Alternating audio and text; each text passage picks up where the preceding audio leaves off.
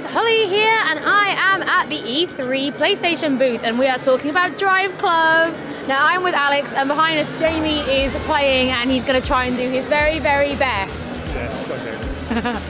So, when I interviewed Jamie last, we asked some community questions, and one of the questions was, will we see things like dynamic weather? Jamie quite coyly said, oh, well, if we've got some time, we might put it in. Do you want to tell us about dynamic weather in Driveclub? Yes, dynamic weather. Yeah, we've been trying to add it over the last couple of weeks. I've been working on it for a while, but we gave it to the artists, and it's starting already to look pretty damn stunning. I'm very pleased with the results. You'll see some screenshots of it, and it really does. Really starts to sell the locations. You know, snow in Norway, rain in Scotland. Looks lovely. Will these have effects on the tracks and on the cars as well? Oh yes, yeah. Everything gets wet, everything gets moist. You know, the handling changes. You know, if you really want to start drifting, then you want to make it all wet and start drifting around corners. It's a lot easier. So do you have the ability to change this? I know with the weather and the cycles, you have that ability to put it on, 60 times as fast, so you get a nighttime cycle. Can you do that as well? Yeah. The player will have the opportunity to be able to turn it wet, or go from wet to dry, or from dry to wet, or even wet, dry, wet. You know, there's just the engine is capable of doing anything. So it's all about balancing it for really good, fun gameplay. Now, while that might make things more tricky, obviously, if it's a damp track, you've got to be way more careful. Will that somehow affect the points you get for winning, or not for that? That's one thing we haven't thought about. Certainly, I'm going to have to pressure Paul about that, because it's something that should go in the design. It's much harder driving at night in the snow than it is driving during the day with no clouds.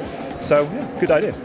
So how has E3 been for you guys? Because loads of people are really, really excited for Driveclub now. It's gone through some beautiful changes. I mean, the game is now looking absolutely stunning. So where are we now with development? We're getting towards the final hurdle. We're pretty much starting or in the middle of beta at the moment. So yeah, everything's settled down and it's looking good, playing well, and it's looking really solid. Brilliant. So I know loads of people are always asking about cars. So tell us some of the favourite cars that you've got in it, and if there's any that you can tell us that people might not be aware of. Well, I'm a big fan of the McLaren P1, it has to be said. It really makes it stick to the road. You can throw it around and really get some cracking times out of it. I've got a slight soft spot for the Ferraris as well. The Ferrari 458 it's a beautiful car, and I love driving it. So it's really nice. There you go. That is our quick chat about dynamic weather in Driveclub, which Jamie ever so kindly hinted at in our last video. Thank you so much for your time. You guys are super busy. Excellent. Handshake. Brilliant, thank you. Jamie, you've done really well. I'm very impressed. He hasn't crashed once. Isn't he good? Yeah, he is. You think this is all he does in the office all day? Yeah, probably. He doesn't sit anywhere near me, so I never get to see what he does.